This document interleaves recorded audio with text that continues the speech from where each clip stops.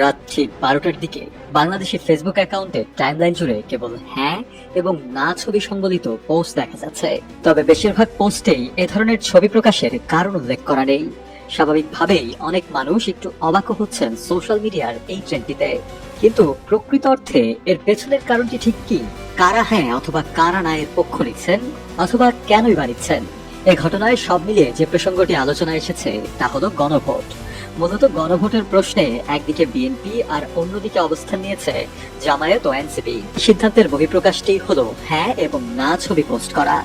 জুলাই জাতীয় সনদ বাস্তবায়নে জাতীয় ঐক্যমত কমিশন যে সুপারিশ সরকারকে দিয়েছে তা নিয়ে মিশ্র প্রতিক্রিয়া রাজনৈতিক দলগুলোর। বিএনপি জাতীয় নির্বাচন ও গণভোট একই দিনে আয়োজন করার বিষয়ে অনড়। জামায়াতে ইসলামী চায় নভেম্বরে গণভোট। অন্যদিকে জাতীয় নাগরিক পার্টি সুনির্দিষ্ট সময় না বললেও সংসদ নির্বাচনের আগেই গণভোট আয়োজনের দাবি জানিয়েছে।